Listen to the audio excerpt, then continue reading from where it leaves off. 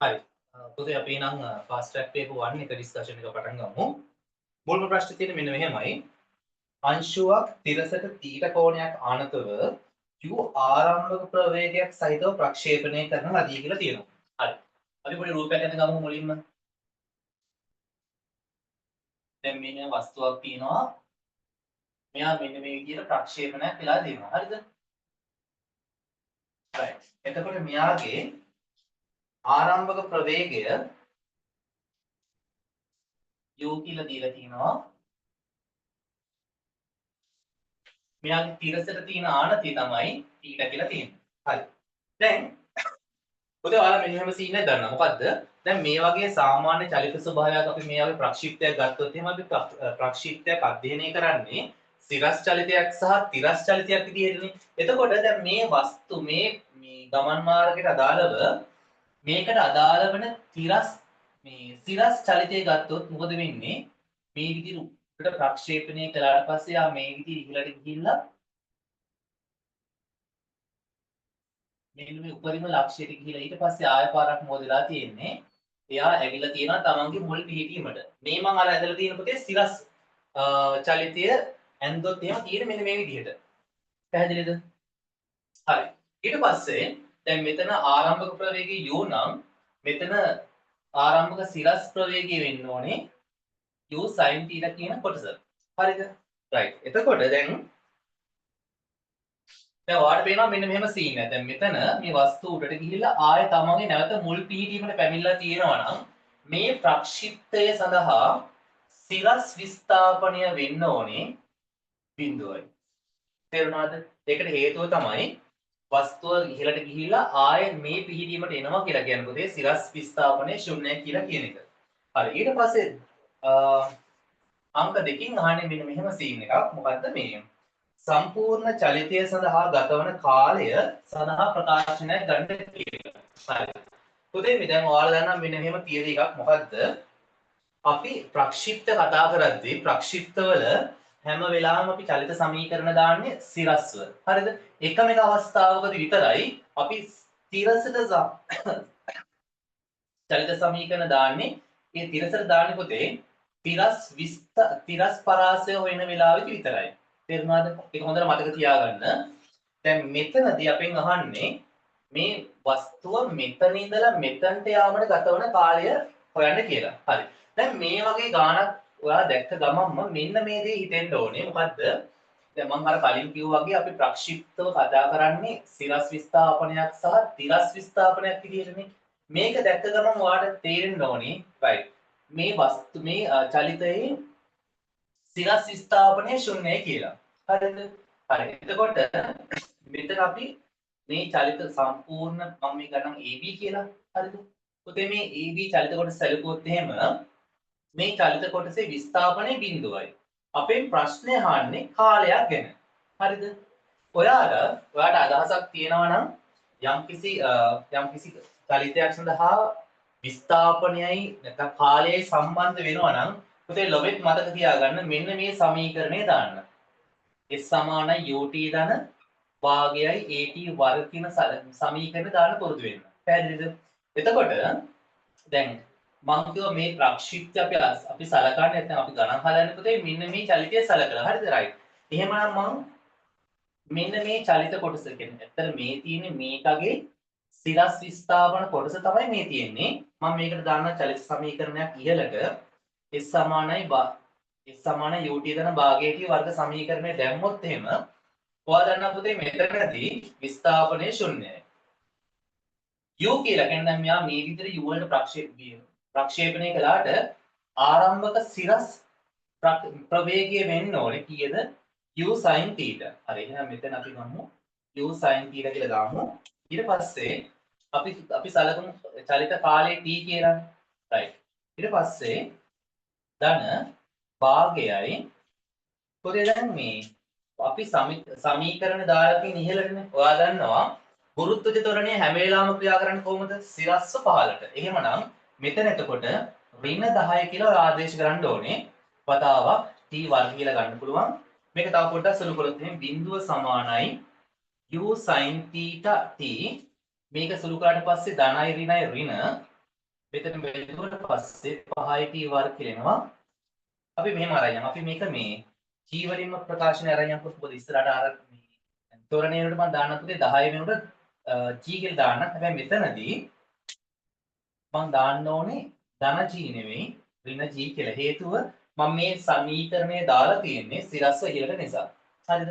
right. එතකොට මෙතනදී ඍණ gt වර්ග බෙදීම භාගය කියලා එනවා. හරි. ඊට පස්සේ මම මේ පදය මේ පැත්තට අරන් ඉන්නම්කෝ. එතකොට මොකද වෙන්නේ?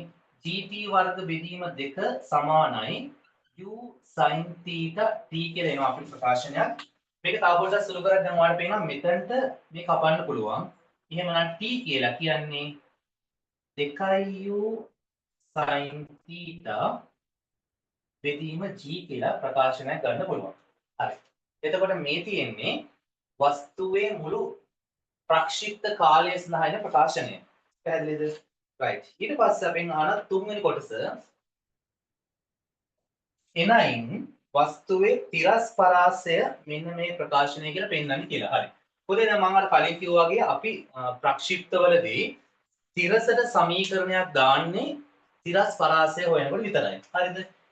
තිරස් පරාසය හොයලා විතරයි මේ සමීකරණයක් දාන්නේ. ඒකට දාන්නේ මෙන්න මේ s සමානයි ut කියන සමීකරණය. මොකද හේතුව මේ තිරස් චලිත කොටස සැලකුවොත් එහෙනම් පුතේ අපිට කොයිම වෙලාවකවත් මේ ගුරුත්වජ ත්වරණය කියන එක බලපාන්නේ නැහැ. හේතුව මොකද්ද?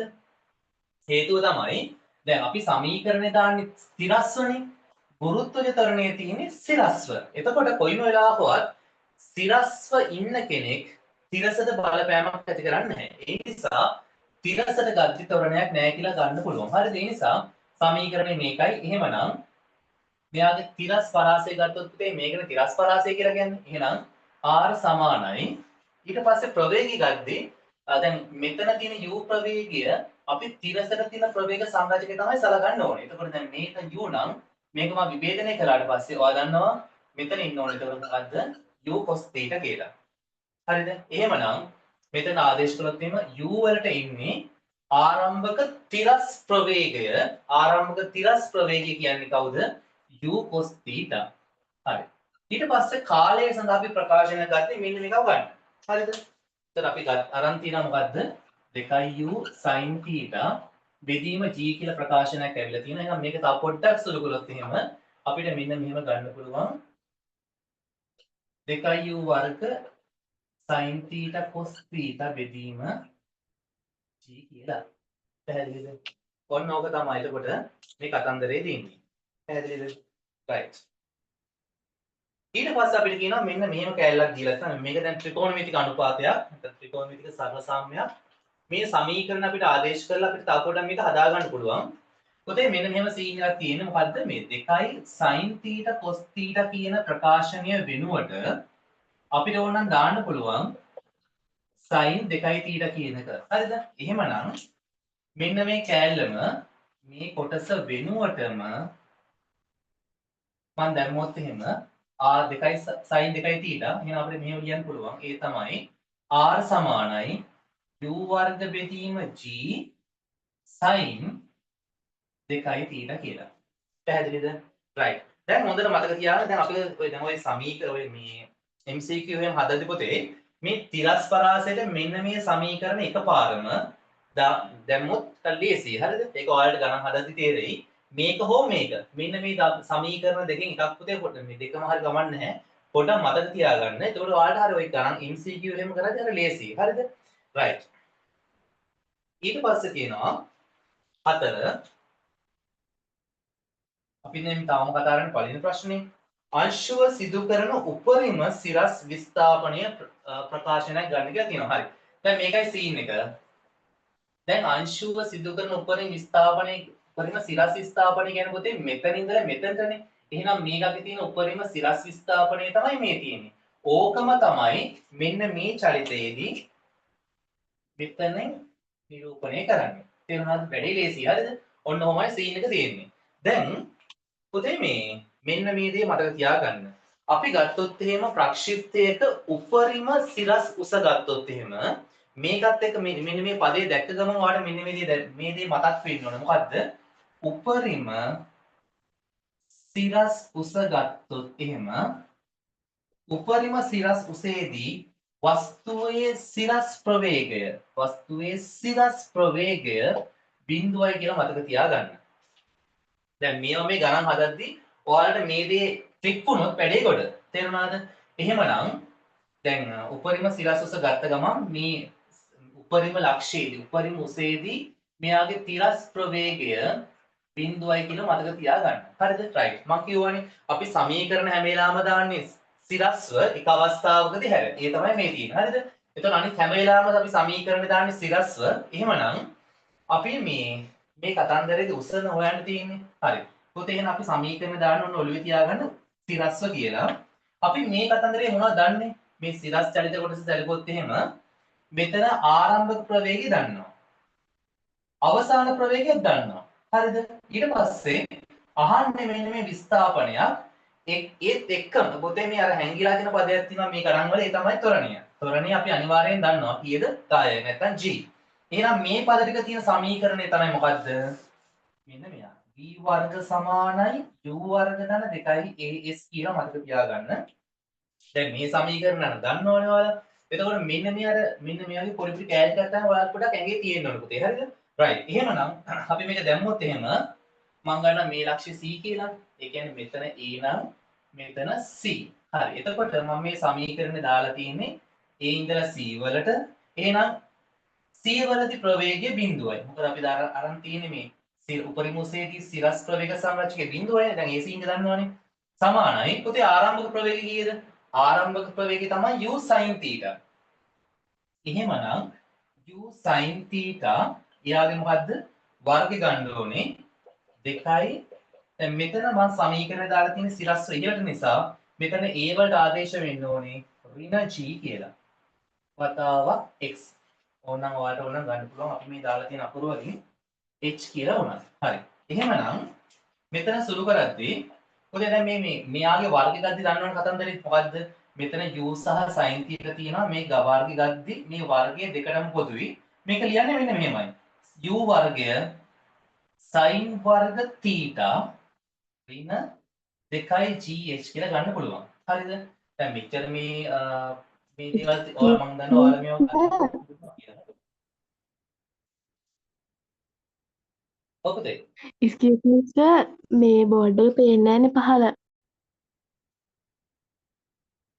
මම මේ h උක්ත කළොත් එහෙම 2gh සමානයි u වර්ග sin වර්ග θ කියලා ගන්න පුළුවන්. එහෙනම් h වලට ප්‍රකාශනයක් ගන්න පුළුවන්. h සමානයි u වර්ග sin වර්ග θ බෙදීම 2g කියලා. පැහැදිලිද? දැන් මේ සමීකරණ කොයි වෙලාවකත් උතේ ඔයාලා මතක තියාගන්න අවශ්‍ය නැහැ. හරිද? දැන් මොකද මේවා මතක තියාගන්න ගත්තොත් එහෙම කරන්න තව කොච්චර දේවල් තියෙනවද මතක තියාගන්න. මේවා අවශ්‍ය නැහැ. හැබැයි මේකෙදි ඔයා මේ සමීකරණේ දාන විදිහ තමයි දැන් අර ඒ සමීකරණය භාවිතා කරන විදිහ තමයි පුතේ අදහසක් තියෙන්න ඕන. හරිද? මෙන්න මේ වගේ සීන් ටික කොට ඔළුවේ තියාගන්න.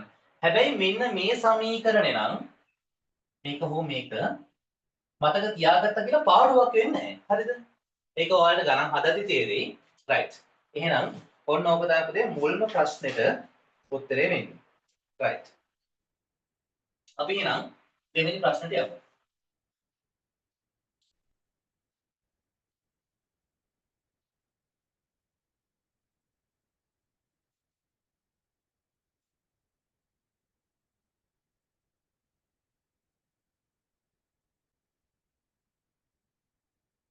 රයිට්. දෙකේ තියෙන්නේ මෙන්න මෙහෙමයි. ප්‍රක්ෂිප්තයක තිරස් පරාසය එහි උපරිම උසමින් සියු ගුණයකි කියලා තියෙනවා. අංශුවේ ප්‍රක්ෂේපණ කෝණය සඳහා ප්‍රකාශනයක් ලබා ගන්න කියලා තියෙනවා. හරි. දැන් මෙහෙම බලන්නකො. දෙවෙනි ප්‍රශ්නේ පළවෙනි කොටසනේ. රයිට්. පුතේ පොඩි රූපයක් අඳගන්න මුලින්ම. හරිද? ඔන්න ඔහම දෙයක් තියෙනවා. අපි හිතමු වස්තුව ප්‍රක්ෂේපණය කරන්නේ u වලින්. මෙතන කෝණයක් ගැන නම් කියලා නැහැ. අපි නිකන් එක දාගමු θ කියලා. හරිද? මම මෙහෙම ගන්නම්. මෙතන තිරස් පරාසයක් ගැන කියනවා. මම තිරස් පරාසය මෙහෙම ලකුණු කරගන්නම්කෝ. ඊට පස්සේ උපරිම උසක් ගැනත් කියන. ඒ නිසා මම උපරිම උස මෙන්න මේ විදිහට මාක් කරගන්නම්. මේ ගානේ කියන විදිහට මෙහෙමයි සීන් එක තියෙන්නේ. තිරස් පරාසය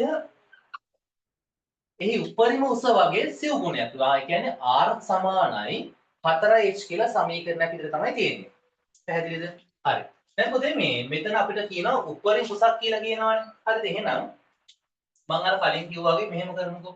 මේක A, මෙතන C කියලා ගමු, මෙතන D කියලා ගමුකෝ. හරි.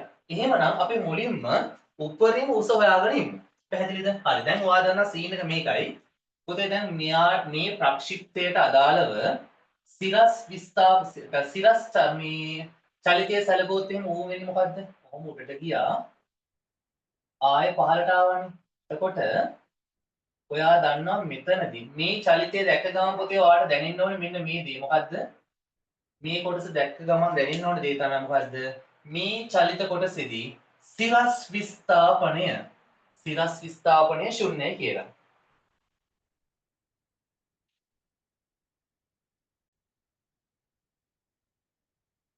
right. ඔන්න ඔහම සීන් එකක් තියෙනවා. ඊට පස්සේ දැන් පුතේ මෙන්න මේක දැන් අපි මේ ගාන හදද්දී මෙන්න මේ සීන් ටික කොට ඔළුවේ තියෙන්න ඕනේ. උපරිමසක් ගැන කියනවනේ. ඒ නිසා මේ උපරිමස කියලා කියන්නේ මෙන්න මේකනේ. right. මේක තමයි උපරිමස කියලා කියන්නේ. එහෙමනම් මම මේ උපරිමස හොයන්න මේ සමීකරණ දාන්න මෙන්න මේ සිරස් චලිතයේ සලකලා දැන් ඔයා දන්නවා උපරිමස කියලා කිව්ව ගමන්ම උපරිමසේදී පුතේ ප්‍රවේගය කීයද? සිරස් ප්‍රවේගය 0යි. එහෙනම් මම සමීකරණයක් දාන්නම් A වලටයි C වලටයි උපරිමසේ සිරස් ප්‍රවේගය 0 නිසා මම මෙන්න මේ සමීකරණ දාන්න. මම දැන් ඔයාලට කලින් කිව්වා කොහොමද මේක අපි හිතුවේ කියලා.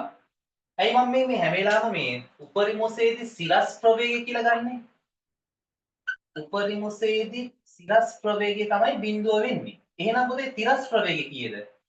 උපරිමසේදී තිරස් ප්‍රවේගය කීයද? ඔයා දන්නවා මෙන්න මෙහෙම සීන් එකක්.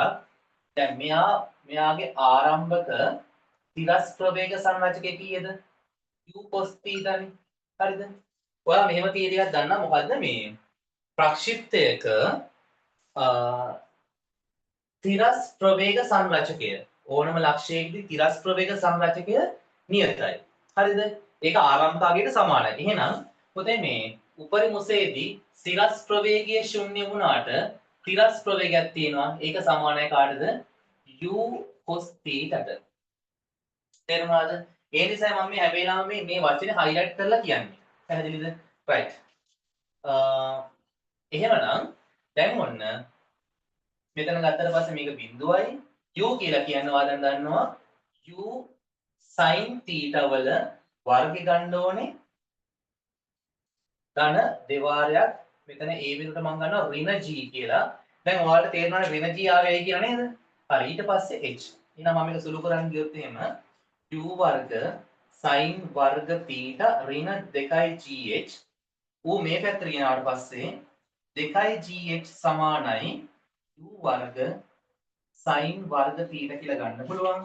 එහෙමනම් h කියලා කියන්නේ u වර්ග sin වර්ග θ බෙදීම 2g කියලා කැලලක් ගන්න පුළුවන්. පැහැදිලිද? right. ඔන්න දැන් එකක් හරි. ඊළඟ කතන්දරේ දැන් පුතේ මේ අපි මෙතන දැන් තිරස් පරාසය ගැන කියන නිසා තිරස් පරාසයේ තියෙන සමීකරණය මම ඔයාලට පොඩ්ඩක් මතක තියාගත්තොත් දැන් ලේසියි කියලා. හරිද?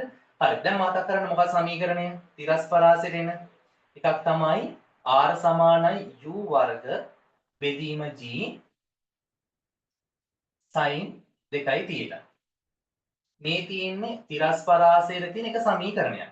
තේරුණාද? right. අපි මෙන්න මේ සමීකරණ ගමු. දැන් ඔයාලා දන්නවා අපි මුලින්ම මෙන්න මෙහෙම ප්‍රකාශනයක් අරන් තියෙන්නේ. මොකද්ද? r සමානයි 2h කියලා. හරි. දැන් ඔන්න ඔය මගුලට මෙන්න මේක අපි දාමු. ඒක කොහොමද එන්න ඕනේ? මෙතන එන්න ඕනේ u වර්ග බෙදීම g වතාවක්. හරි. පුතේ තව පොඩි දෙයක් ඔයාලට කියන්නම්. හරිද? දැන් මම කලින් කිව්වා මේ තිරස් පරාසයක සමීකරණ දෙකක් තියෙනවා කියලා. පැහැදිලිද? මොකද්ද තියෙන්නේ? r සමානයි මේක. අනික තමයි r සමානයි u වර්ග බෙදීම g 2 sin θ cos θ කියලා තියෙනවා. හරිද? ඔන්න ඔය සමීකරණ දෙක තමයි තියෙන්නේ. දැන් පුතේ මේ ගොඩක් දැන් අපි දැන් මේක සුළු කරද්දී මේ ප්‍රශ්නේ එන්නේ. හරිද? මේ සුළු කරද්දී මේක තමයි අර සමීකරණයක් විදිහට ගත්තොත් මේ සමීකරණ මතක තියාගන්න ලේසියි. හැබැයි සමහර ගණන් වලදී මේකින් සුළු කිරීම කරන්න ගියාම වාතයි. හරිද? දැන් මේ ගානත් ඔයාලට තේරෙයි. දැන් මේක පුතේ දැන් මේ මැස් කරන කෙනෙක්ට නම් ත්‍රිකෝණමිතිය ගැන අදහසක් තියෙන නිසා ගොඩ දාගන්න පුළුවන්. හැබැයි බයෝ කරන කෙනෙක්ට එක පාට සමහරලාට ක්ලික් වෙන්නේ නැති වෙන්න පුළුවන්. ඒක හැමෝටම පොදු දෙයක් නෙමෙයි. හරිද? නැත්නම් බයෝ කළා කියලා මේක හදන්න බැරුව ඉන්න සීන් එකක් නැහැ. ඒත් පොදුවේ මෙන්න මේ සමීකරණ පොකොටත් ඔළුවේ තියාගන්න. පැහැදිලිද? හරි. දැන් මම මේ ලේසියට මම මෙන්න මේ සමීකරණය ගන්නවා. දැන් ඔයා දන්නවා පුතේ r සමානයි 4h කියලා කියනවනේ. ඒ කියන්නේ r සමානයි 4h නම් අපි r වලට ප්‍රකාශනයක් ගත්තා. මම මේකව ගන්නවා. මොකක්ද ඉන්න ඕනේ u වර්ග බෙදීම g 2යි sin θ cos θ කියලා එනවා. සමාන කරන්න පුළුවන් ඕක h වලට ඇවිල්ලා තියෙනවා මෙන්න මේ කොටස. එහෙනම් ඒක කොහොමද ලියන්නේ? 4 වතාවක් h කියන්නේ u වර්ග බෙදීම 2g වතාවක් sin වර්ග θ. පුතේ sin වර්ග θ කියලා කියන්නේ sin θ වැඩි කිරීම sin θ නේ. ඔන්න ඔහොමත් ගමුකෝ.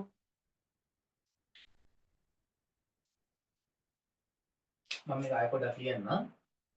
4 වතාවක් q වර්ග බෙදීම 2g මම sin වර්ග එක ලියනවා පුතේ මෙන්න මේ විදිහට. හරිද? දැන් මේක මේ මෙච්චර මේ දඟලන්න දෙයක් නැහැ. ඕපන් සුළු කරද්දී හරිද? මේක ඉක්මනට සුළු කරන්න පුළුවන්. මම ඒකට අර ඕන කෙනෙක්ට තේරෙන්න ඕන නිසා මම මේක පොඩ්ඩක් මෙච්චර ඇදලා කිව්වේ. හරිද? රයිට්. පුතේ අපි දැන් මේක සුළු කරමුකෝ. මේ u වර්ගයට මේ u වර්ග කැපෙනවා. මේ g ට මේ g කැපෙනවා. ඊට පස්සේ මෙතන sin θ තියෙනවා මෙතන sin θ කැපෙනවා. එහෙනම් ඉතුරු වෙනවා මෙන්න මෙහෙම දෙයක් තව පොඩ්ඩක් සුළු කරන්න පුළුවන් මෙතන. ඒ තමයි මේ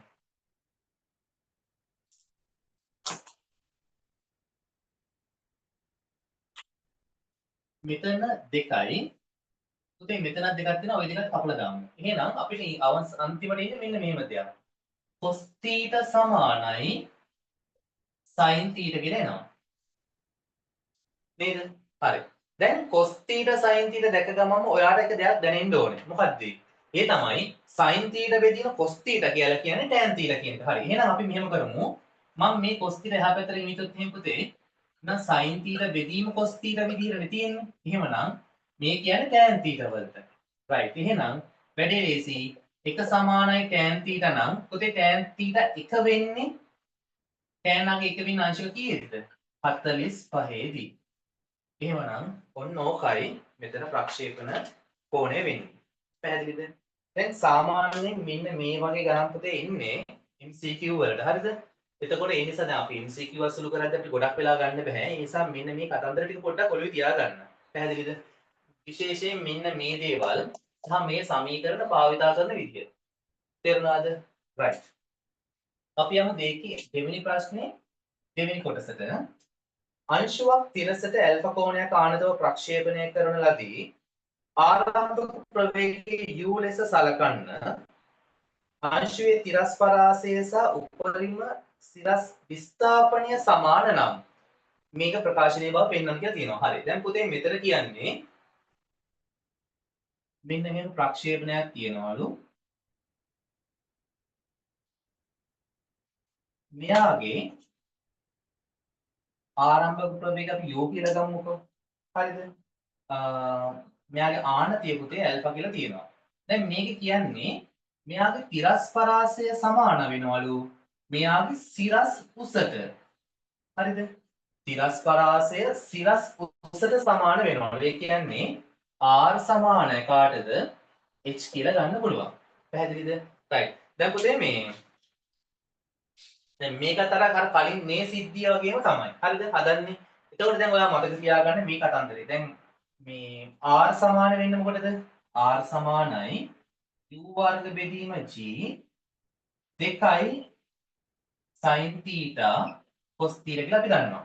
දැන් මේක අපි මතකින් තියනවා කියලා හිතාගන්නකො අපිට මේක මතකයි. හරි ඊට පස්සේ උපරිම උස හොයන්න දැන් ඔයා දන්නවනේ දෙයියනේ කියලා මොකද්ද? කතන්දරේ මෙන්න මේකයි. හරිද? මේ සමීකරණය දැම්මා මෙතනටයි ඒකට අපි අවශ්‍ය වෙන්නේ මෙන්න මෙයාගේ සිරස් විස්ථාපන කොටස. නැත්නම් සිරස් චලිතය. හරිද? එහෙම දැම්මට පස්සේ අපිට පුළුවන් මෙන්න මෙහෙම ප්‍රකාශනයක් ගන්න.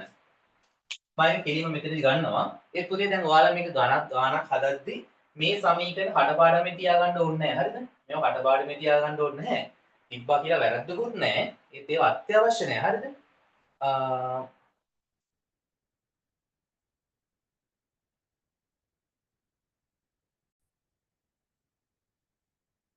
හරි. ඊට පස්සේ අපි දන්නවා සිරස් උස කියලා කියන්නේ මෙන්න මේ කතන්දරේනේ මොකද්ද? x සමානයි u වර්ග sin වර්ග θ බෙදීම g නේ. හරි. එහෙනම් පුතේ මේ මම ගත්තොත් එහෙනම් උපරිම උස වෙන්නේ u වර්ග sin වර්ග θ බෙදීම 2g කියලා එනවා. හරි. දැන් ඔය කියන විදිහට r සමානයි h නම් මේ සමීකරණය මේකට සමාන වෙන්න බෑනේ. එහෙනම් සමාන කරමු බලන්න. u වර්ග බෙදීම g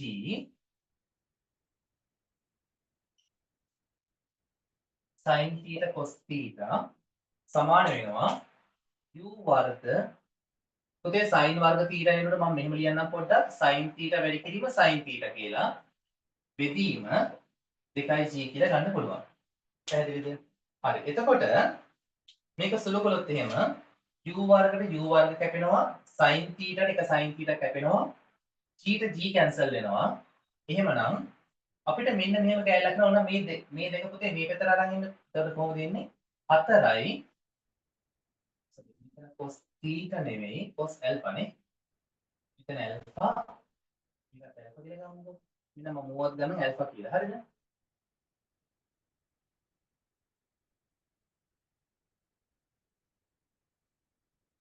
හරි. ඔන්න ඔහොම සීන් එකේ ඉන්නේ. එතකොට මෙතන cos 4යි cos alpha සමානයි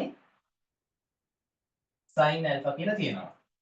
මෙතන මේ හතරාවේ ඔයාලට තේරෙනවා ඇති මේ දෙක මේ පැත්තට ආපු නිසා හරිද?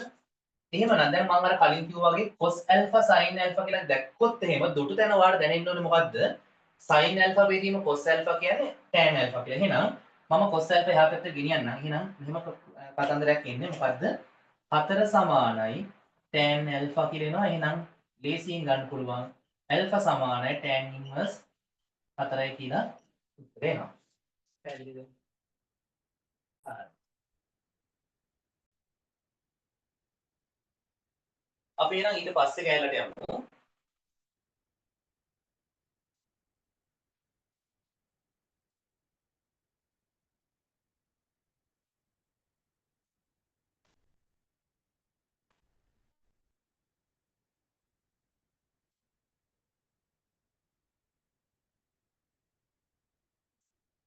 හරි.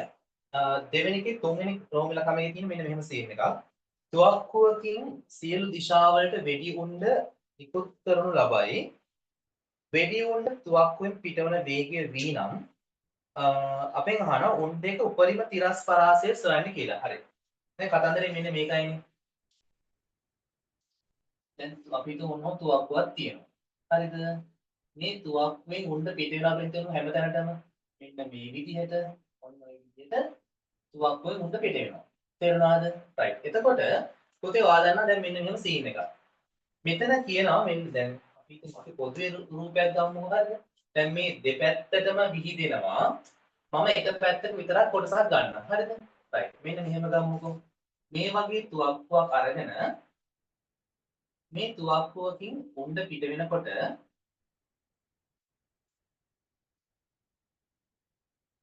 මේ උණ්ඩ පිට වෙන වේගය v කියලා ගානේ දීලා තියෙනවා. ආරම්භක වේගය v. හරිද? අපෙන් අහනවා මේ උණ්ඩවල උපරිම තිරස් පරාසය හොයන්න කියලා. උපරිම තිරස් පරාසය හොයන්න කියලා තියෙනවා. හරිද? රයිට්. අපි මෙහෙම ගමු උපරිම තිරස් පරාසය කියලා. රයිට්.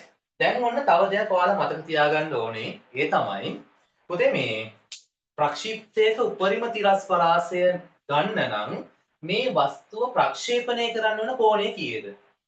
ඒක අංශක 45යි. දැන් මේ තියර එක මතක් කරගන්න. හරිද? ඔයාලට අමතක කරා මේක පොඩ්ඩක් මතක් කරගන්න. වස්තුවක් උපරිම තිරස් පරාසය ගන්න නම් වස්තුව ප්‍රක්ෂේපණය කරන්න ඕනේ අංශක 45න්. තේරුණාද? ඕක අනිවාර්යෙන් මතක තියාගන්න. හරි. දැන් ඔන්න ඒ කතන්දරේ මතකයි. එහෙනම් පොතේ අපෙන් අහන්න උපරිම තිරස් පරාසයනේ. මම කලින් කිව්වා ඔයාලට මෙන්න මේ සමීකරණය මතක තියාගන්න කියලා. මොකද්ද තිරස් විස්ථාපනයේට මේක මතක තියාගත්ත චුට්ටක් ලේසි. මොකද්ද? u වර්ග බෙදීම u වර්ග බෙදීම g වතාවක් 2යි sin θ cos θ කියලා ගන්න පුළුවන්. හරිද? right. එහෙමනම් දැන් අපිට මේ 45 ගාන මේ 45යි කෝණය කියන එක දීලා නැහැ ගානේ. හැබැයි පුතේ මේ ගාන කිව්වට පස්සේ අර උඩරිම කියලා කැලලක් තියෙනවානේ. ඒක කියව ගමන්ම ඔයාලට දැනෙන්න ඕනේ මේ කෝණය අංශක 45යි කියලා. හරි. උඩරිම තිරස් පරාසය වෙන්නේ u කියලා කියන්නේ එතකොට මෙතන b වර්ග බෙදීම g ඊට පස්සේ දෙවාරයක් sin 45 වැඩි කිරීම cos 45.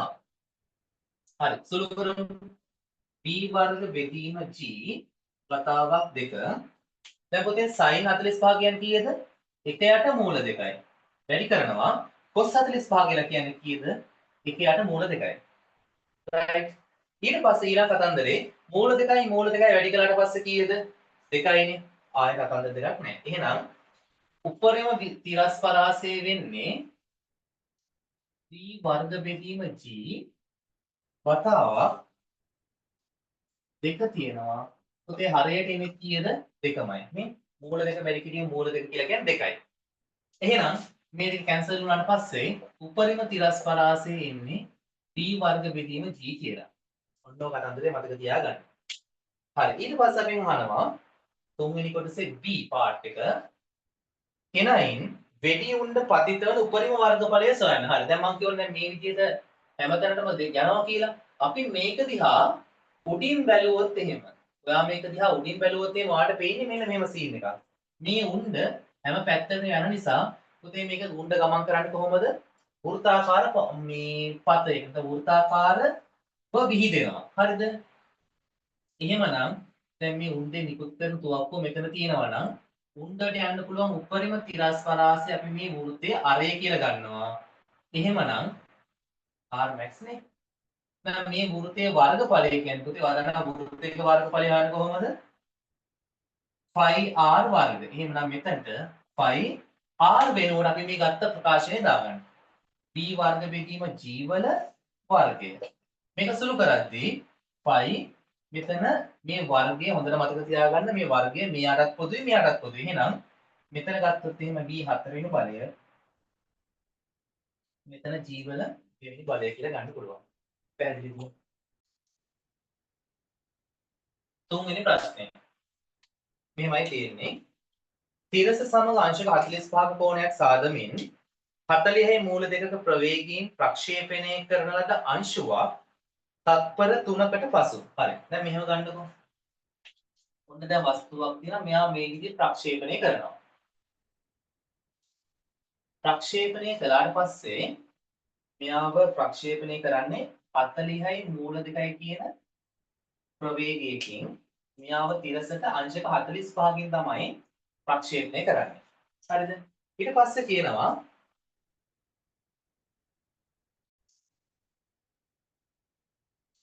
හරි අපි එහෙනම් යමු මේ කතන්දරේට.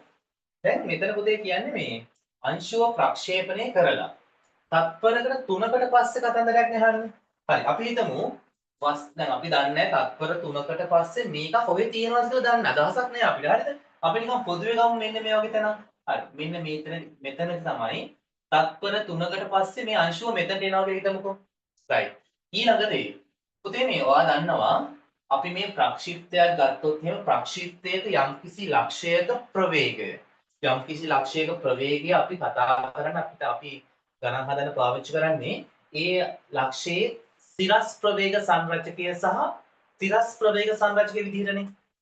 එතකොට මම ගත්තොත් මෙතන මෙයාගේ තිරස් ප්‍රවේග සංරචකය මම සලකන්නම් v කියලා. vy කියලා ගමුකෝ. vy මෙයාගේ තිරස් ප්‍රවේග සංරචකය vx කියලා ගන්න පුළුවන්. හරි. ඔන්න ඔහොම තමයි අපි සලකන්නේ පුතේ. හරිද? right. දැන් ඇත්තටම මම මේක පොඩක් ලොකුට ඇඳුත් එහෙම මම මේ ලක්ෂණ ඔය අරන් තියෙන්නේ පොතේ මේ ඕනම මෙන්න මේ කතන්දරේ මතක තියාගන්න ප්‍රක්ෂිප්තයක ඕනම ලක්ෂයක ඒ ලක්ෂයේ ප්‍රවේගය තියෙන්නේ මෙන්න මේ ලක්ෂයට අඳින ස්පර්ශකයේ දිගේ. හරිද? මොකක්? ඕන ප්‍රක්ෂිප්තයක ඕනම ලක්ෂයක ප්‍රවේගය තියෙන්නේ මේ ලක්ෂයට ඇඳ මේ ස්පර්ශකයක් ඔස්සේ. හරිද? හැබැයි මේ මගුල කතා කරන්න බැරි නිසා අපි මොකද කරන්නේ? මේක මෙන්න මෙහෙම කොටස් දෙකකට කඩනවා. මොකද්ද? සිරස් ප්‍රවේග සංරචකයේ විදිහට සහ සිරස් ප්‍රවේග සංරචකයේ විදිහට. එතකොට අපි ගමු මේ ලක්ෂයේ ඇත්තම ප්‍රවේගයේ සිරා ප්‍රවේගයේ Vr කියලා. කොහොමද එතකොට මේ දෙන්නගෙන් මෙයාව ගන්නෙ? ගන්නෙ මෙහෙමයි.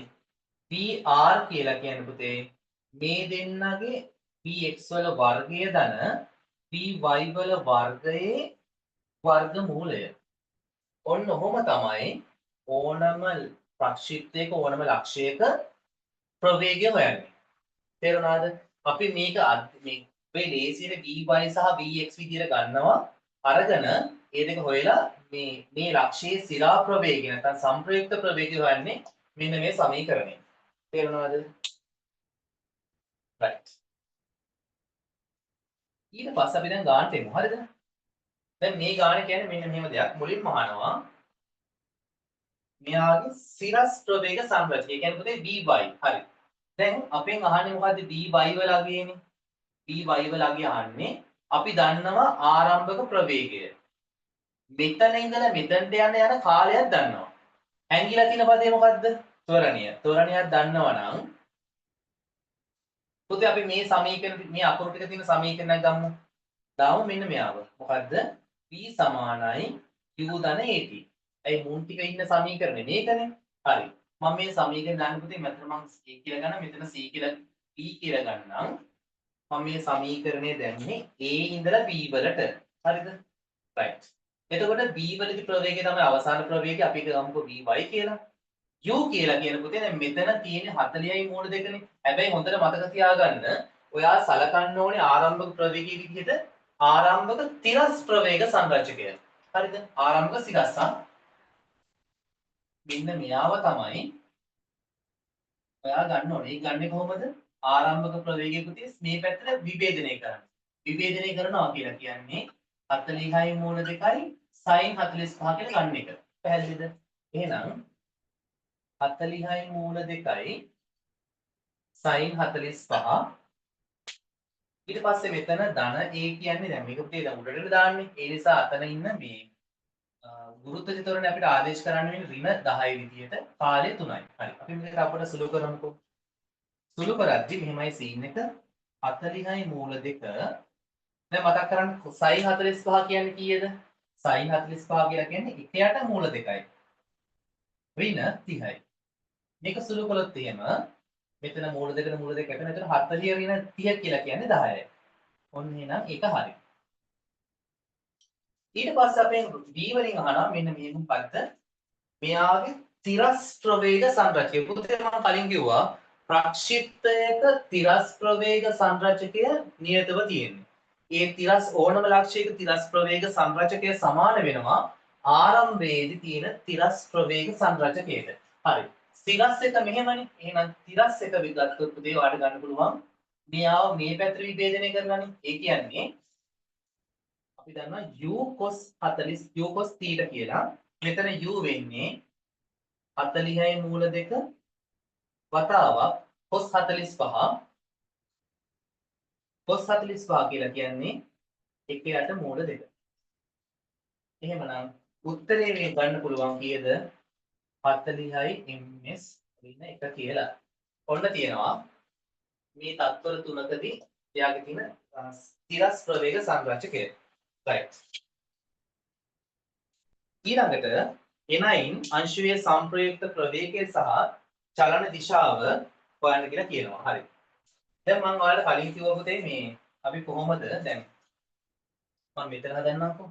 මේ B ලක්ෂය ගත්තොත් මේ B ලක්ෂයේ තිරස් ප්‍රවේග සංරචකය 10යි. තිරස් එක 10යි. තිරස් එක 40යි. එතකොට මේ B ලක්ෂයේ ඇත්තම ප්‍රවේගය කියලා කියන්නේ මේ දෙකේ සම්ප්‍රයුක්තයනේ.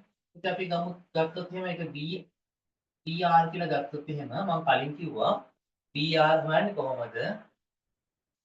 x වල වර්ගය ධන y වල වර්ගයේ වර්ගමූලය. ඔන්න ඔහොමයි ඒක ඉන්නේ. ඒතකොට මේක සුළු කරාට පස්සේ මෙතන 1600යි මෙතන 100යි. ඒ දෙක එකතු කළාට පස්සේ 1700 එහෙනම් මෙතන උත්තරේ වෙන්න ඕනේ මූල 1700යි කියලා ගන්න පුළුවන්. අනිත් දේ තමයි මෙතන අහනවා මෙයාගේ චලනය වන දිශාව. පුතේ චලනය වන දිශාව කියන්නේ වෙන කතන්දරයක් නෙමෙයි. හරිද? ඒ තමයි මෙන්න මෙයාගේ මෙන්න මේ කෝණය. හරි. ඔය කෝණය තමයි අහන්නේ. හරි. දැන් ඒකත් එක්ක තව තීරයක් පුතේ මතක් කරගන්න. මේ විදිහට ඕනම වෙලාවක මේ සංප්‍රයුක්ත ප්‍රවේගය තිරසට හදන කෝණය සඳහා අපිට මෙන්න මේ ප්‍රකාශනයක් අපි ඉගෙනගෙන තියෙනවා පොඩි කාලේ මේ දෛශික වල මොකද්ද tan alpha සමානයි y ප්‍රවේග සංරචකයේ බෙදනවා x ප්‍රවේග සංරචකයේ. එතකොට මෙන්න මේක මතක තියාගන්න. එහෙමනම් tan alpha වෙන්නේ by වල අගය 10යි x කියලා කියන්නේ 40යි. ඒක සුළු කළාට පස්සේ tan alpha සමානයි 1/4. පුතේ මෙහෙම කරන්න පුළුවන්. මේ tan එහා පැත්තට අරන් යන්න පුළුවන්. යද්දි මොකද වෙන්නේ? මෙන්න මෙහෙමයි අපි එක ලියන්නේ. tan inverse 1/4 කියලා. ඔන්න තියෙනවා කෝණය. පැහැදිලිද? අපි ඊට පස්සේ ගැන කතා කරමු. අංශුවක් ප්‍රක්ෂේපණය කරන තත්පර දෙකකට පසු අංශුව තිරසට අංශක 30ක කෝණයක් ආනතව ගමන් කරයි. අංශුවේ ආරම්භක ප්‍රවේගය u ලෙසද ප්‍රක්ෂේපණ කෝණය θ ලෙසද සලකන්න කියලා තියෙනවා. හරි. දැන් මේ ගාන වගේම සීන් එකක් තියෙන උතනත්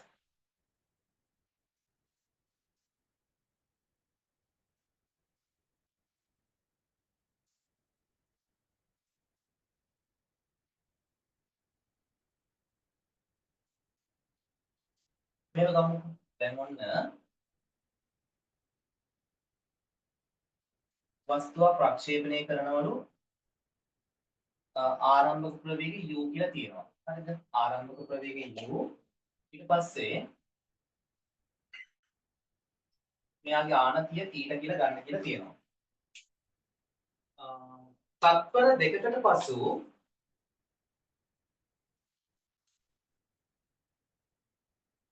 මම මෙයාගේ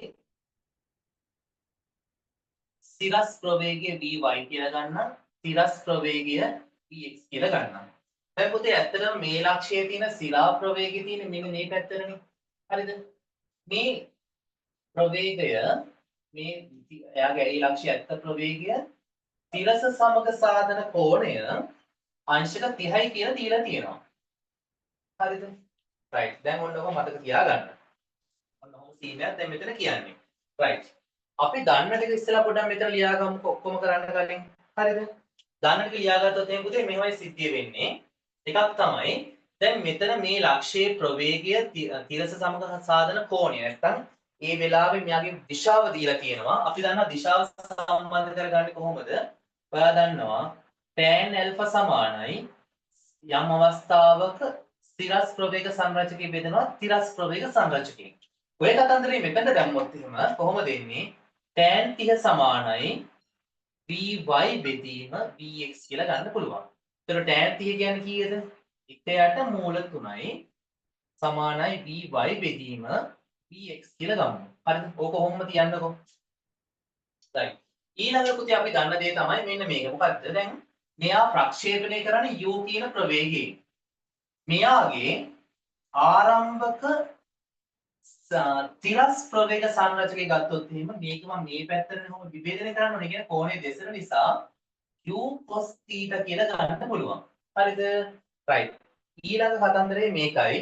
ප්‍රක්ෂිප්තයක තිරස් ප්‍රවේග සංරචකයේ හැම තැනදීම සමානයි කියලා දැන් කලින් ඉඳන් කිව්වනේ. එහෙමනම් මෙතන vx කියලා කියන්නේ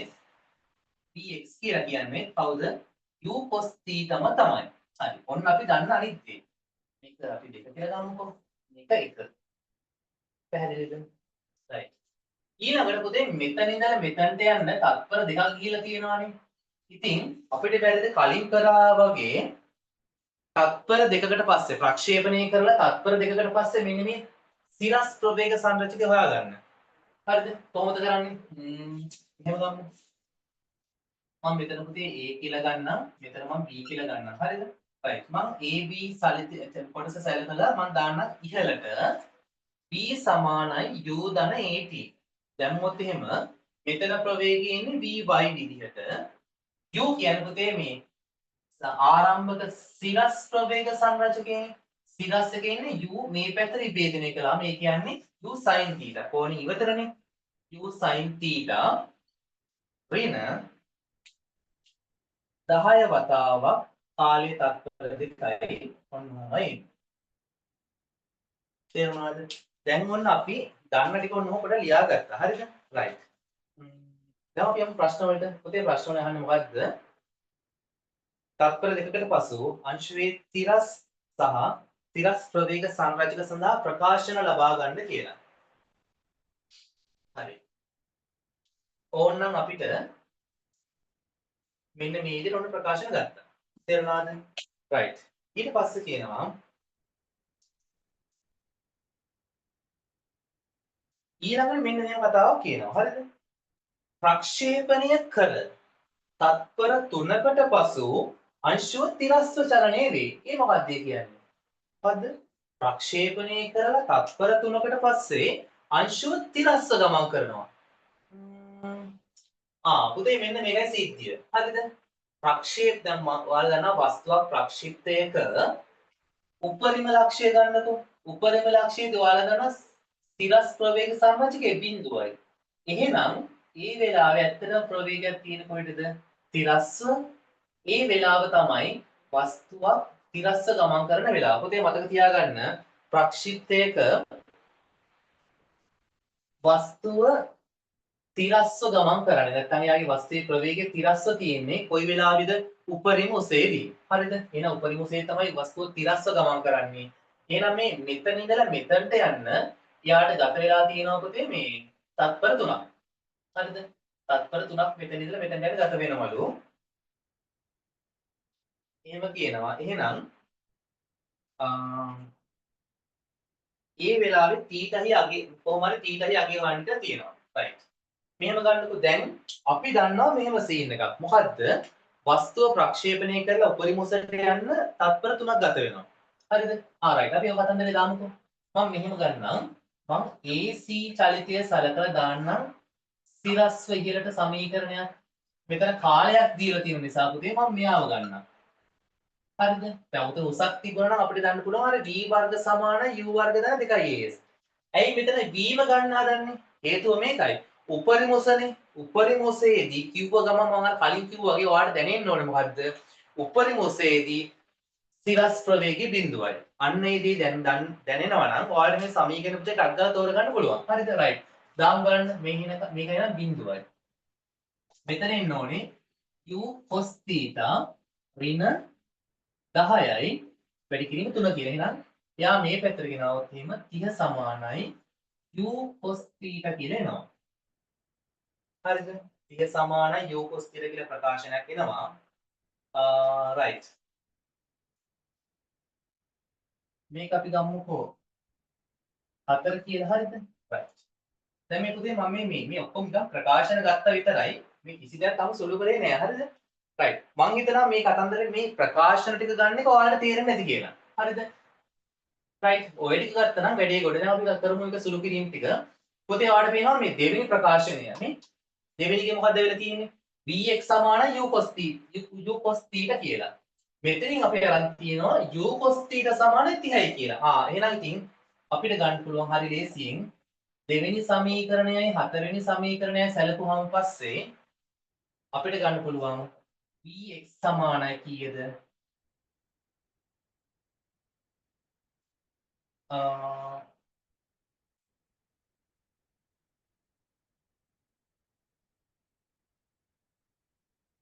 vx සමානයි 30 කියලා ගන්න පුළුවන්. පැහැදිලිද?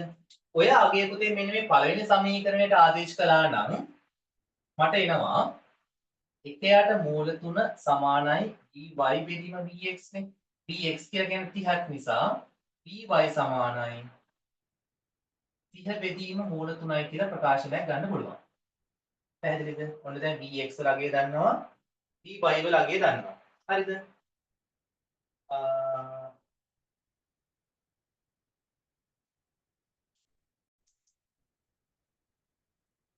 මේ පොතේ මෙන්න මෙතන පොඩි කේස් එකක් වෙලා තියෙනවා මේ මෙතන හරිද? මෙතන මගේ ඉතින් පොඩ්ඩක් වැරදිලා දාලා තියෙන්නේ. මේ මෙතන සීන් එක දැන් අපි සමීකරණ දැන් මේ සිරස්වනේ. එතකොට මම මෙතන ගන්න ඕනේ ආරම්භක සිරස් ප්‍රවේග සංරචකය. එතකොට පුතේ ආරම්භක සිරස් ප්‍රවේග සංරචකය ඉන්නේ මේ පැත්තට ගත්ත එකනේ. ඒක එන්න ඕනේ ඇත්තටම u sin θ කියලා. හරිද? ඒක මට පොඩ්ඩක් වැරදුනා. ඔන්න ඔහමයි ඉන්නේ පුතේ. හරිද? ඔන්න ඔහමයි ඉන්න ඕනේ. right. මම මේක පොඩ්ඩක් මකන්නම්. පොඩි වැරදීමක් ඒක. හරිද? right. දැන් ඔන්න අපිට සමීකරණ සෙට් එකක් ඇවිල්ලා තියෙනවා මොකද්ද? 30 සමානයි u sin θ කියලා. හරි.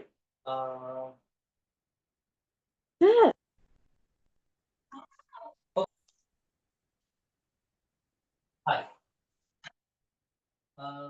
දැන් ඔන්න ප්‍රකාශනයක් ගත්තා.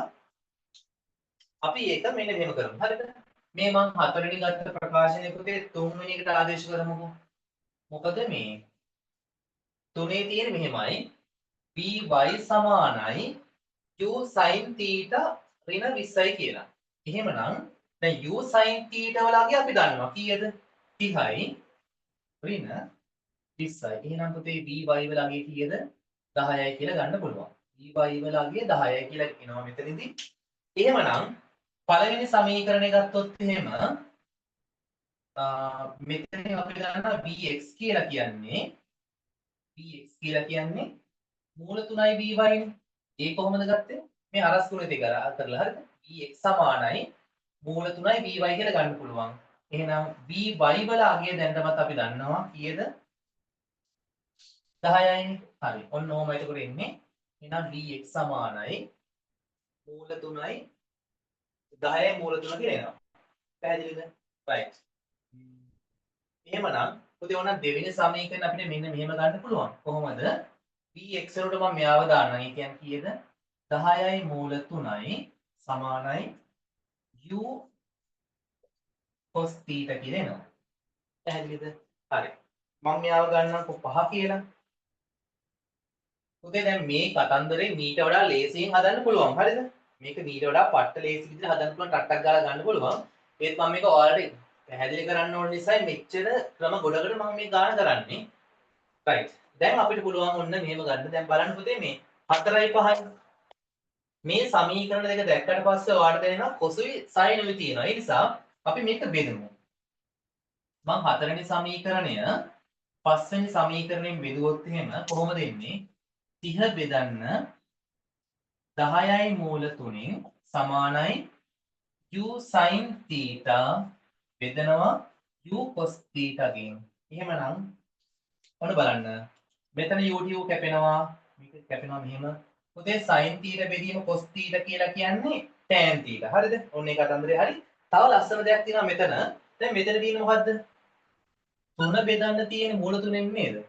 3 බෙදන්න තියෙන මූල 3න්. ඔන්න බලන්න මෙතන තව ලස්සන සුළු කිරීමක් තියෙනවා පුතේ මේ. දැන් අපි දන්නවා 3 හැදෙන්නේ 3 හදන එක අපිට මෙහෙම ලියන්න පුළුවන්. මොකද්ද? මූල 3 වැඩි කිරීම මූල 3 කියලා. 3 කියලා ලියන්න පුළුවන් ඕනනම් මූල 3 වැඩි කිරීම මූල 3 යට බෙදීම මූල 3 තියෙනවා. හරි. දැන් මොකද වෙන්නේ? මේකට මේක කැපෙනවා. එහෙමනම් පුතේ මේ 3 බෙදීම මූල 3 අගය අපිට ගන්න පුළුවන් මෙන්න මේ විදිහට මූල 3යි කියලා. මූල 3 සමාන එහෙනම් sin θ බෙදීම cos θ කියලා කියන්නේ කීයද? tan θ කියලා ගන්න පුළුවන්. පැහැදිලිද? එතකොට ඔන්නම කතන්දරයක් දැන් ඇවිල්ලා තියෙනවා. අනිත් පැත්තෙන් පොතේ මේ tan θ සමානයි මූල 3 කියලා කියන්නේ දැන් tan θ වල අගය එහෙනම් θ වල අගය කීයද එහෙනම්? 60යි. මොකද tan 60 තමයි මූල 3 වෙන්නේ. පැහැදිලිද? ඔන්න ඔය විදිහට තමයි ඔය කතන්දරේ යන්නේ. පැහැදිලිද? right. දැන් ඒක දන්නවා නම් අපිට u හොයා ගන්න පුළුවන් මේ ඕන සමීකරණයකට ආදේශ කරලා. පැහැදිලිද? හරි. අපි යමු හතරවෙනි ප්‍රශ්නෙට. මෙහෙමයි තියෙන්නේ. උස A සහ B නම් උසදී සිරස් කුළුණු දෙකක් 120ක තිරස් තුරකින් රූපයේ පරිදි පිහිට ඇත. එක් කුළුණේ සිරස් උස h ලෙස සලකන්න කියලා තියෙනවා. පුද්ගලයෙක් විසින් u ආරම්භක ප්‍රවේගයක් සහිතව තිරසට θ කෝණයක් ආනතව වස්තුවක් ප්‍රක්ෂේපණය කරන ලදී. වස්තුව ඉහළ කුළුණු ස්පර්ශ කරමින් චලනය වීම සිදුවේ. A සහ B කුළුණු පසු කරගෙන යන විට ඒ සඳහා ගතවන කාලයන් පිළිවෙලින් 2යි තත්පර 2ක් සහ තත්පර 6ක් වේ කියලා තියෙනවා. හරි. පුතේ දැන් මේ ගානේ දැන් හරිය පොඩි බයිලාවක් කොහොම ගහලා තියෙනවා. හරිද? රයිට් අපි මෙහෙම ගමුකෝ. කොහොමද තියෙනවා නම් දැන් මේ කුළුණු දෙකක් තියෙනවානේ මෙන්න මේ විදිහට. මේ කුළුණු දෙක ස්පර්ශ කරමින් තමයි මේ වස්තුව යන්නේ. අර අපි සාමාන්‍ය භාෂාවෙන් කියන්නේ ගෑවි නොගෑවි යනවා කියලා. අන්න එහෙම සීන් එකක් උතන වෙන්නේ. හරිද? මේ කුළුණු දෙකේ උස සමානයි. දෙකම h. හරිද? දැන් වස්තුව ප්‍රක්ෂේපණය කරන්නේ u කියන ආරම්භක ප්‍රවේගයකින් u වලින් තමයි වස්තුව ප්‍රක්ෂේපණය කරන්නේ. මෙයාගේ කෝණය අපි θ කියලා ගමු. දැන් පුතේ වස්තුව මෙතනම යද්දි මෙතනට යන්න ගතවන කාලය තත්පර 2යි. මෙතනට යන්න ගතවන කාලය තත්පර 6යි. මේ දෙක අතර දුර මේ කුළුණු දෙක අතර දුර මීටර 120යි කියලා ගානේ දීලා තියෙනවා. right. අපි මුලින්ම අහන්නේ ආරම්භක ප්‍රවේගයේ සිරස් සහ තිරස් සංරචක සඳහා ප්‍රකාශන ලියන්න කියලා. හරි. පුතේ මේ දැන් ඔයා දන්නවා මෙතන මේ දැන් මේක θ නම් දැන් මේක u මේ කෝණේ θ නම් මම මෙයා විභේදනය කළොත් එහෙම සිරසට විභේදනය කළොත් මේ කොටස අපිට ගන්න පුළුවන් මොකද්ද? සිරසට ගත්තොත් ඒක u sin θ. එයාව සිරස් මේ තිරසට ගත්තොත් ඒක මොකද්ද? මෙයා මේ පැත්තට විභේදනය කරන්නේ. ඒක අපිට සලකන්න පුළුවන් මොකද්ද? u cos θ කියලා. එහෙනම් ආරම්භක ප්‍රවේගයේ සිරස් කොටස තමයි u sin θ. තිරස් ප්‍රවේග සංරචකය තමයි u cos θ. හරි. දෙක. A සහ B කුළුණු සලකමින් h සඳහා ප්‍රකාශන දෙකක් ලබා ගන්න කියලා තියෙනවා. හරි. පුතේ මෙහෙම ගමුකෝ. දැන් මම මෙතන ගන්නම් A කියලා, මෙතන මම B කියලා ගන්නම්, මෙතන C කියලා ගන්නම්. පුතේ මේ දැන් මොකද්ද? මම මෙතන ඉඳලා මෙතන සැලකුවොත් එහෙම දැන් මම අර කලින් කිව්වා වගේ විස්ථාපනයකුයි කාලයකුයි දීලා තියෙනවා නම් ලොබෙත් ඔයා යන්න මෙන්න මේ සමීකරණෙට. S සමානයි ut ධන භාගයයි at වර්ග කියන කතන්දරයට. හරිද? right. අපි දාමු බලන්න මේ සමීකරණේ A සහ B වලට AB වලට දාමු සිරස්ව ඉහළට S සමානයි ut ධන භාගයයි at වර්ග. එතකොට S වලට අපිට ප්‍රකාශනයක් එනවා මොකද්ද? h කියලා. h u වලට එන්නේ පුතේ u sin θ නේ. u sin θ මෙතන ඉඳලා මෙතනට ගතන කාලය තත්පර 2යි. ධන භාගය වැඩි කිරීම දැන් මෙතන මම ඉහළට දාන නිසා a වලට අපි ආදේශ කරමු 10 ඍණ 10. වතාවක් කාලය වෙන්නේ 2 වර්ගය. හරි අපි මේක සූර කරමු බලන්න. h වලට එනවා එතකොට 2යි u sin θ ඍණ මෙතන සුළු වුණොත් මෙතන 5යි නේ. 2 බෙදනවා 10 2කින් බෙදුවම 5යි. මෙතන 4යි. එතකොට 4 අරක් 5 20යි කියලා එනවා. ඔන්න ප්‍රකාශනයක් අපිට ගන්න පුළුවන්. හරිද? අනිත් පැත්තෙන් අපි ගත්තොත් එහෙම A සහ C වලට සමීකරණයක් දාමු. A සහ C වලට සිරස්ව ඉහළට. ඒකටත් අපි මෙයාම දාමු. හරිද? එතකොටත් පුතේ මෙහෙම සීන් එක වෙන්නේ. h වලට මේ x වලට එන්නේ hම තමයි. හරිද? මොකද මේක දැන් එහෙම කියලා මෙතනට එන්නේ. එතකොට ඒකගේ සිරස් උස වෙන්නේ පුතේ මේ h අගය. හරිද? ඊට පස්සේ සමානයි u කියලා කියන්නේ u sin θ මෙතනට යන ගතන කාලය 6යි භාගයයි මෙතන a වලට අපි දාමු ඍණ 10 වතාවක් 6 වර්ගය. එහෙනම් h සමානයි 6යි u sin θ ඍණ මෙතන 5 වරක් 36 කියලා එනවා. ඒ කියන්නේ 180යි කියලා අපිට ගන්න පුළුවන්. අපි පුතේ මේක දෙවෙනි සමීකරණය කියලා ගමු. මේක එක කියලා ගමුකෝ. හරි. ඔන්න දැන් අපි h වලට සමීකරණ දෙකක් අරන් තියෙනවා. ඊට පස්සේ 3 කියනවා මෙහෙම සීන් එකක්. ඉහත ප්‍රකාශන සලකමින් මේ ගත්ත ප්‍රකාශන දෙක සලකමින් මෙන්න මෙහෙම එකක් ඔප්පු කරන්න කියලා තියෙනවා. හරි. දැන් පුතේ මේ පළවෙනි සමීකරණේනුයි දෙවෙනි සමීකරණේනුයි දෙකෙන්ම කියන්නේ මොකද්ද? h වලට අගයක් නේ. එහෙනම් අපිට මේ දෙක සමාන කරන්න බැරිද? පුළුවන් නේ. එහෙමනම් මෙතන ඉන්නවා මොකද්ද? 2u sin θ ඍණ 20 සමානයි මේ කැලේට 6u sin θ ඍණ 180. දැන් මොකද කරන්නේ? පුතේ මෙන්න මේ කැලේව එහා පැත්තට අරන් යමු. ඒ ඍණ 180 මේ පැත්තට ගෙමු. එතකොට මොකද වෙන්නේ? 160 සමානයි 4u sin θ කියලා එනවා. එහෙනම් මේකේ තියෙන විදිහට දෙපැත්තම 4ෙන් බෙදුවොත් 40 සමානයි u sin θ කියලා ප්‍රකාශනය අපිට ලබා ගන්න පුළුවන් වෙනවා. හරි. ඊට පස්සේ කොටස හතරවෙනි එක A සහ B කුළුණු අතර වස්තුවේ ස්ථිරස් චලිතය සලකන්න කියලා තියෙනවා. හරිද? A සිට B දක්වා යාමට ගතවන කාලය සොයන්න. ආයෙත් කිසි දෙයක් අවුලක් නැහැ නේද? මොකද්ද? පුතේ මෙතන ඉඳලා මෙතනට යන ගතවන කාලය තමයි තත්පර 4යි. තේරුණාද? හරි. ඊට පස්සේ කියනවා මෙන්න මෙහෙම ප්‍රකාශනයක් තියෙනවා කියලා පෙන්නන්න කියලා තියෙනවා. හරි? රයිට්. දැන් බලන්න මේ කතන්දරේ. පුතේ මේ අපි දන්නවා දැන් අපිට මේ ගාන කියන්නේ මේ හතරවෙනි ගාන සම්පූර්ණයෙන්ම කියන්නේ මේ A ඉඳලා මෙන්න මේ කුළුණේ තැන ඉඳලා මෙතනට යනකම් වෙන තිරස් චලිතය සලකන්න කියලා. ඒ කියන්නේ මෙහෙමනේ.